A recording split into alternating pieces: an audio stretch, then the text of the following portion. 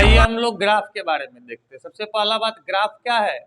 तो दो परिवर्तनशील राशियों के बीच का जो चित्रित प्रदर्शन होता है उसी को हम ग्राफ कहते हैं। माने दो राशि होना चाहिए, दोनों राशि कैसा होना चाहिए? परिवर्तनशील होना चाहिए। जैसे कि मान लीजिए दूरी और समय ग्राफ हम लोग देखते हैं। समय के साथ वस्तु जो है गतिशील है, वह दूरी तय कर रहा है, तो समय भी बदल रहा है और दूरी भी क्या हो रहा है? बदल रहा है। पहला स्थिति हम देखते हैं कि जब वस्तु विराम अवस्था में। अच्छा ध्यान रखिएगा, ये होता है एक्स अक्ष, ये होता है वाई अक्ष। इसमें एक्स अक्ष पे हम लेंगे समय को और वाई अक्ष पे किसको लेंगे? दूरी को। ठीक है। अब वस्तु जब विराम अवस्था में है तो समय तो बदलेगा, लेकिन उसकी उस वस्तु की अवस्था जो है नहीं बदलेगी। समय हो गया, इस पे हम दूरी को दिखाते हैं। समय मान लीजिए कि वस्तु जो है यहाँ पर है, ठीक है, 5 मीटर पे है या 10 मीटर पर है। समय बदलेगा लेकिन वस्तु का दूरी नहीं बदलेगा। ठीक है। जैसे कि हम एक यहाँ पे एक कॉलम बनाते हैं दूरी और समय का। वस्तु 1 सेकेंड पे है 10 मीटर पे, विराम अवस्था में है तो दूसरा सेकेंड में भी 10 मीटर पे रहेगा, तीसरा सेकेंड में भी 10 मीटर पे रहेगा। स्थान तो इसका बदलेगा नहीं। काहे नहीं बदलेगा? काहे कि वस्तु क्या है? विराम अवस्था में है, रुका हुआ है, गतिशील नहीं। ठीक है। यहाँ पे हम 1 सेकेंड, 2 सेकेंड, 3 सेकेंड, 4 सेकेंड और यहाँ 5 मीटर, 10 मीटर, 15 मीटर। ठीक है। दूरी को लिया गया है किसमें? मीटर में। समय को किसमें लिया गया? सेकेंड में। वस्तु पहला सेकेंड पे 10 मीटर थी। आप निर्देशांक ज्यामिति पढ़े होंगे, पहले x को दिखाया जाता है तब y को। x अक्ष पे है समय, तो यहाँ x निर्देशांक हो जाएगा 1 और y हो जाएगा 10।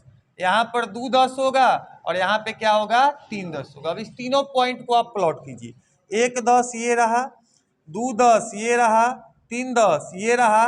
ग्राफ खींचिएगा तो क्या आएगा? एक सीधा रेखा आएगा। क्या आएगा? सीधा रेखा है। तो जब वस्तु विराम अवस्था में हो तो दूरी और समय ग्राफ जो है एक सरल रेखा होता है जो समय अक्ष के समानांतर होता है। यानी ग्राफ क्या होगा? ठीक है, दूरी समय ग्राफ, दूरी समय ग्राफ जो होगा एक सरल रेखा होगा, रेखा होगा जो समय अक्ष के समानांतर होगा। कौन अक्ष के समानांतर होगा? समय अक्ष के समानांतर होगा। कब? जब वस्तु किस अवस्था में है? विराम अवस्था में। ठीक है। अब मान लीजिए दूसरी अवस्था को हम लेते हैं कि जब वस्तु एक समान चाल से गतिशील है। ठीक है।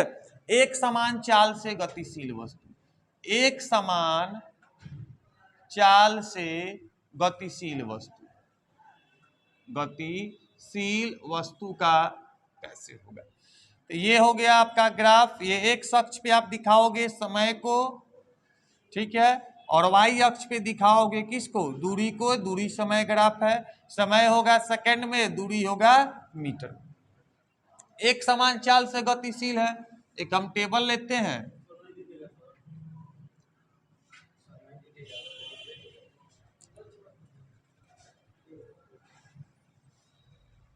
चलिए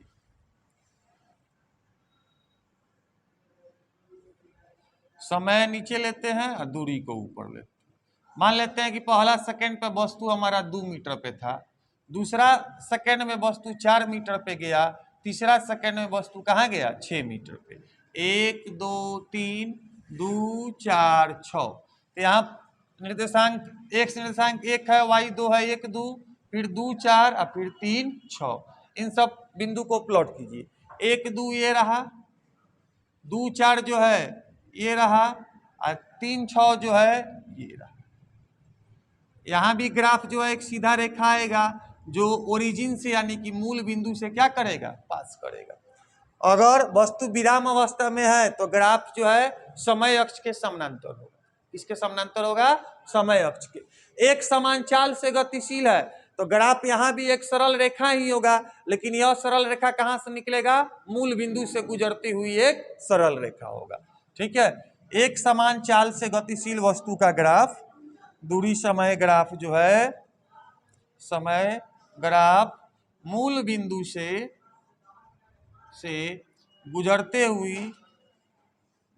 हुई एक सरल रेखा होगी, एक सरल रेखा होगी। अब यहाँ पर एक दो चीज को और हम लोग देख लेते हैं कि ढाल क्या आएगा। सबसे पहला बार ढाल कहा जाता है y बटा एक्स को।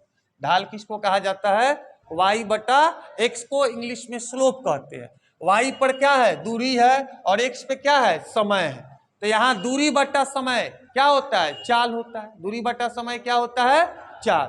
ठीक है, हम लोग पढ़े थे ना चाल की परिभाषा। चाल क्या होता है? किसी वस्तु द्वारा इकाई समय में तय की गई दूरी को क्या कहते हैं? चाल। और कैसे निकालते हैं चाल? दूरी बटा समय से निकालते हैं। तो दूरी समय ग्राफ का ढाल का मान निकालिएगा। ढाल का मतलब क्या होता है? y बटा एक्स। तो y पर है दूरी और x पे है समय, यानी कि दूरी बटा समय निकालेंगे तो किसका मान आएगा? चाल का मान आएगा। किसका मान आएगा? चाल का मान। तो दूरी समय ग्राफ का ढाल को इंग्लिश में कहते हैं स्लोप। क्या कहते हैं? स्लोप। किसका मान देगा? चाल का मान देगा। ठीक है, दूरी समय ग्राफ का जो ढाल होता है वो किसका मान देता है? चाल का मान देता है। यहाँ तो वस्तु विराम अवस्था में, तो चाल उसका 0 मीटर पर सेकेंड होगा, कारण कि वस्तु जो है गति करबे नहीं किया, अस्थिर है विराम अवस्था में। और यहाँ पर अगर किसी भी जगह पे हमको निकालना हो, किसी पॉइंट पे वस्तु का चाल निकालना हो, तो y बट्टा क्या करेंगे? x करेंगे, या उसका ढाल निकाल देंगे। ढाल निकालिएगा तो किसका माना जाएगा? चाल का माना जाएगा। क्वेश्चन जब हम लोग करेंगे ग्राफ से जुड़ा हुआ तो इस चीज को और ज्यादा स्पष्ट होगा। चलिए लिखिए तो इसको। अब आइए हम लोग तीसरी परिस्थिति को देखते हैं। जब वस्तु जो है असमान चाल से गतिशील।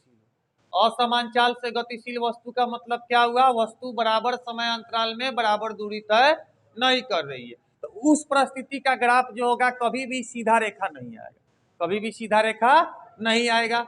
और अगर चाल वस्तु का बढ़ रहा है तो ग्राफ ऊपर की ओर कर्व होगा। ग्राफ एक पैराबोला होता है जो ऊपर की तरफ होता है। किधर होता है? ऊपर की ओर होता है, ऊपरी मुखी होता है। यह ग्राफ क्या बता रहा है? वस्तु असमान चाल से गतिशील है और समय के साथ वस्तु का चाल बढ़ रहा है। समय के साथ वस्तु का चाल क्या हो रहा है? बढ़ रहा है। अगर समय के साथ वस्तु का चाल घटता हो, चाल क्या हो? घटता हो, तब ग्राफ जो है नीचे की ओर मुड़ा रहेगा। किधर मुड़ा होगा? नीचे की ओर। सीधा रेखा तो नहीं होगा।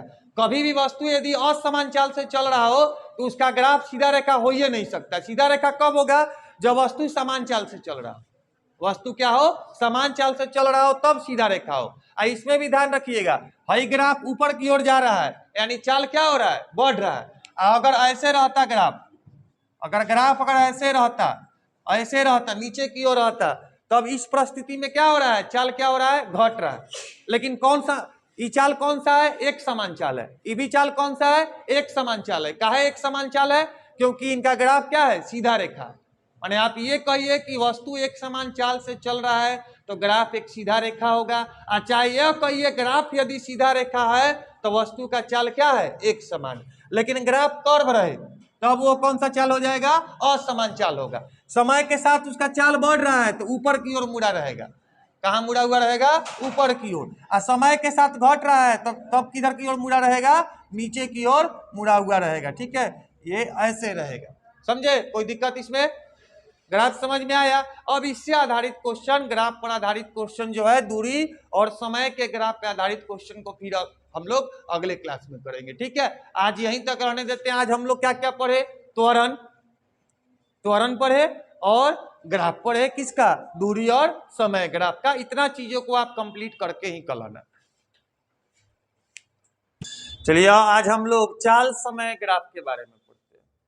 एक अक्ष पर समय को दिखाया जाएगा और वाई अक्ष पे किसको दिखाया जाएगा? चाल को। अगर वस्तु स्थिर चाल से गतिशील है, यानी उसका चाल जो है हमेशा क्या है? एक समान है, चाल बदल नहीं रहा है। एक निश्चित चाल से कोई वस्तु अगर चल रही है तो उसका ग्राफ जो होता है वह समय अक्ष के समानांतर होता है।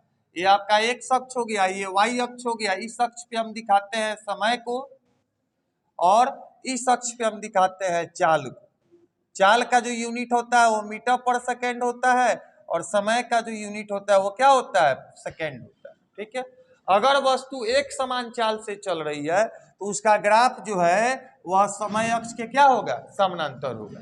ठीक है, उसका चाल ना घट रहा है ना बढ़ रहा है, हमेशा चाल एक ही समान रहेगा, तो वो कैसा आएगा, समानांतर आएगा। अगर वस्तु की चाल बढ़ती है,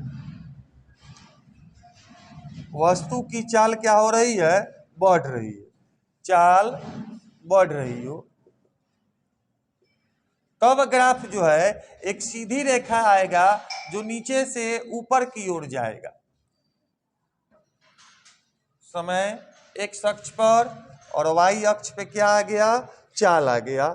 चाल का यूनिट हो गया मीटर पर सेकेंड और समय का यूनिट क्या हो गया, सेकेंड हो गया। अब वस्तु का चाल जो है बढ़ रहा है तो ऐसे होगा।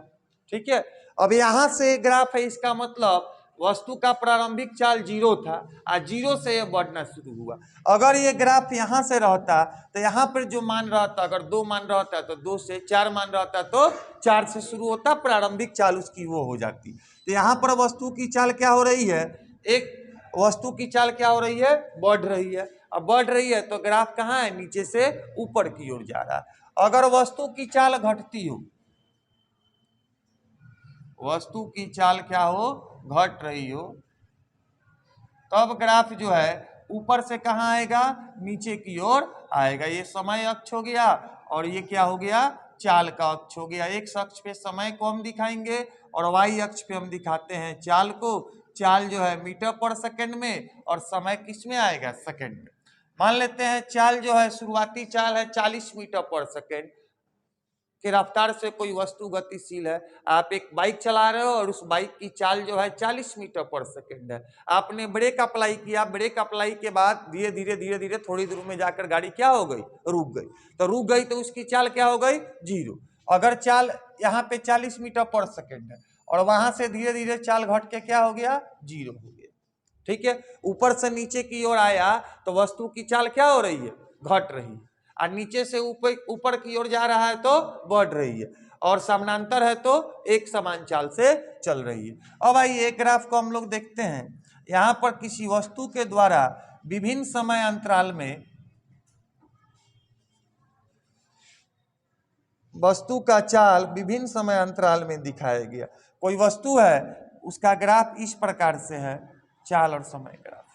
अब देखिए, इसको हम मान लेते हैं O, इसको मान लेते हैं A, इसको मानते हैं B और इसको मानते हैं हम लोग क्या मान लेते हैं, C मान लेते हैं। इसको क्या मानते हैं, C मानते हैं। अब देखिए, O से A जाने के क्रम में चाल क्या हो रही है, बढ़ रही है, बढ़ रही है। O से A जब वस्तु गया तो उसका चाल क्या हुआ, बढ़ा। काहे कि ग्राफ जो है नीचे से ऊपर की ओर जा रहा है। A से B की तरफ वस्तु जब गति करती है तब चाल क्या है, स्थिर है, चाल क्या है, स्थिर है। और जब वस्तु B से C की तरफ जा रही है तब जो है चाल क्या हो रहा है, उसका घट रहा है। ठीक है, चाल क्या हो रहा है, घट रहा है।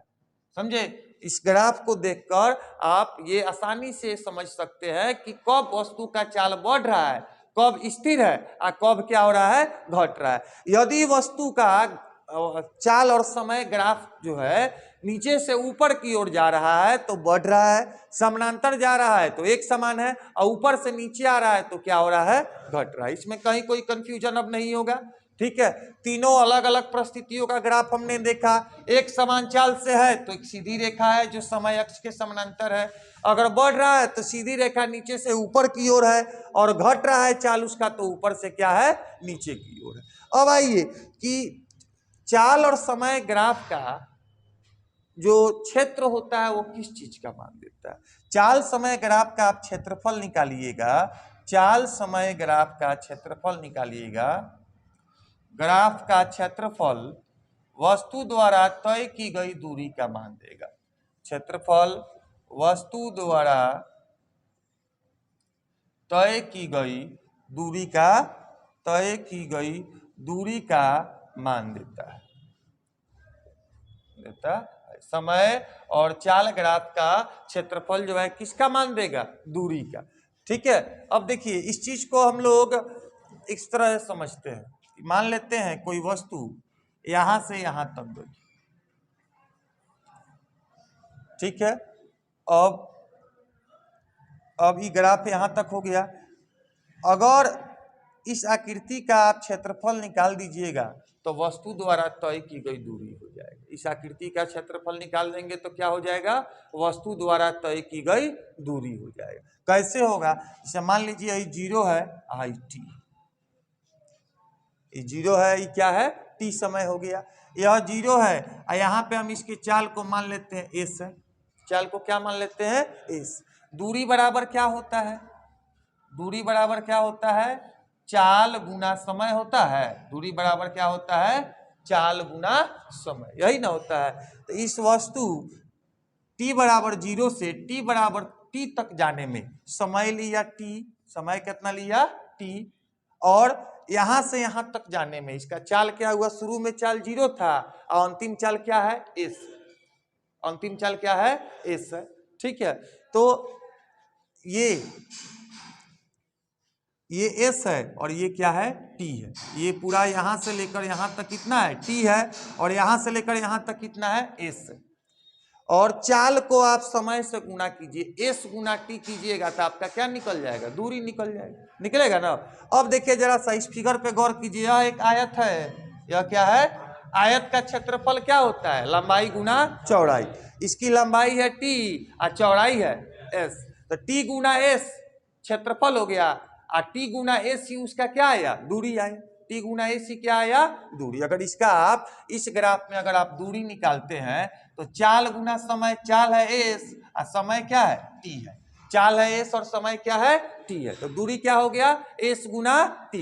अगर इसका आप क्षेत्रफल ज्ञात करते हैं तो लंबाई गुना चौड़ाई, ठीक है, चौड़ाई है s और लंबाई कितना है, t है, तो दोनों बराबर नहीं आ रहा है। दूरी भी s गुना t और क्षेत्रफल भी s गुना t। तो हम कह सकते हैं कि चाल समय ग्राफ के नीचे का क्षेत्र किसका मान देता है, दूरी का मान देता है। चाल समय ग्राफ जो होगा, अब जैसे इस ग्राफ में, इस ग्राफ को देखिएगा तो यह एक त्रिभुज बना, ये क्या बना, त्रिभुज। 1/2 गुना आधार गुना ऊंचाई उसका क्षेत्रफल होता है और वही उसका क्या हो गया, दूरी हो गया।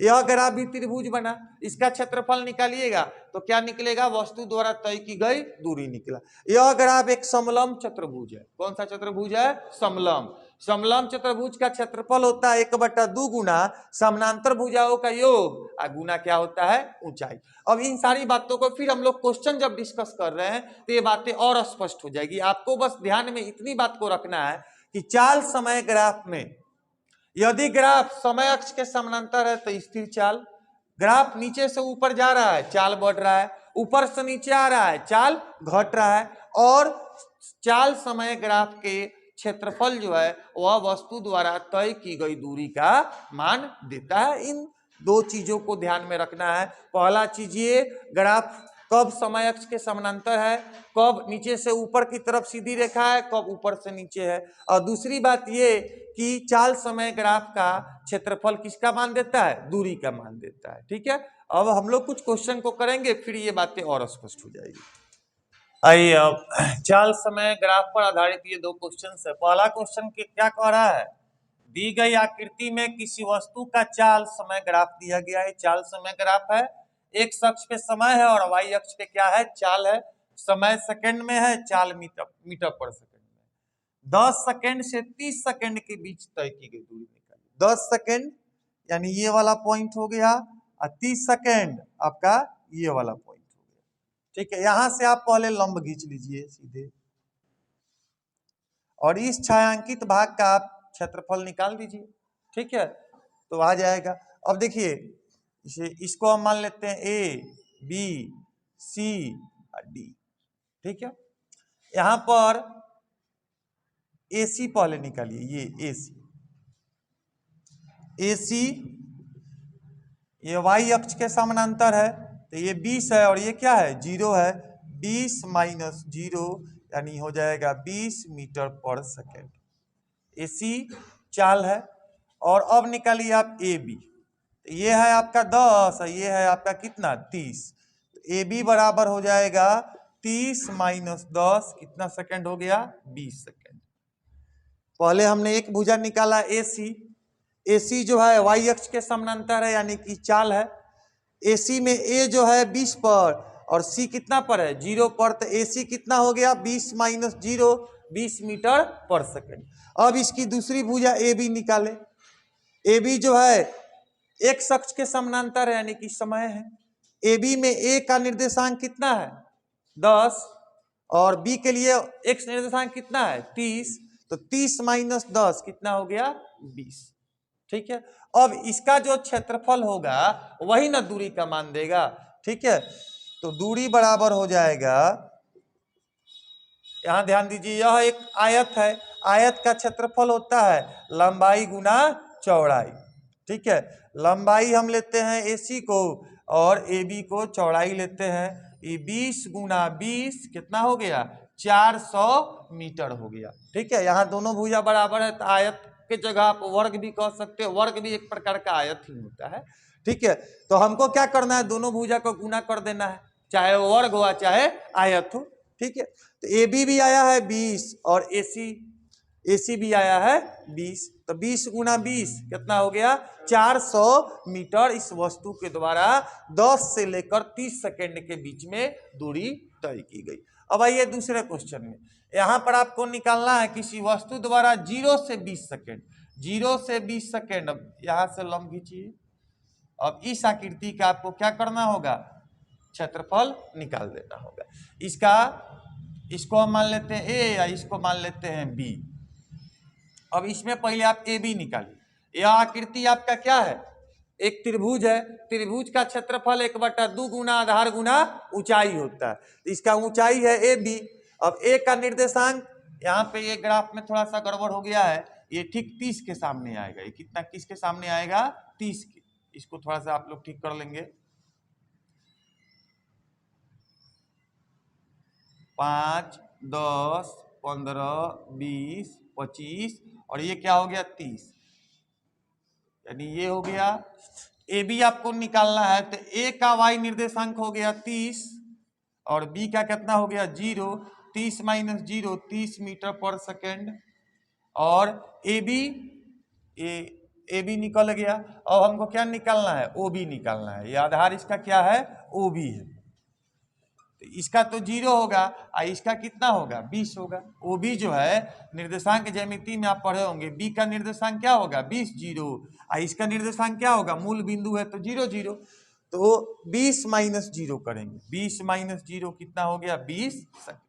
ठीक है, अगर AB हमको निकालना है तो A का निर्देशांक देख लीजिए क्या होगा, A का x निर्देशांक होगा 20 और y निर्देशांक होगा 30।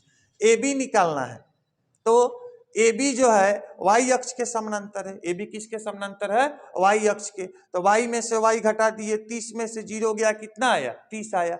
और हमको OB निकालना है, ठीक है, क्या निकालना है OB, तो OB x अक्ष पर है तो इसके x में से इसके x को क्या कर दिए घटा दिए, कहीं कोई दिक्कत। अब दूरी जो है यह क्या होगा, क्षेत्रफल त्रिभुज AOB यानी 1/2 गुना AB गुना OB, 1/2 गुना AB है 30 OB है 20, 15 15 गुना 20 कितना हो गया 300 मीटर दूरी हो गया।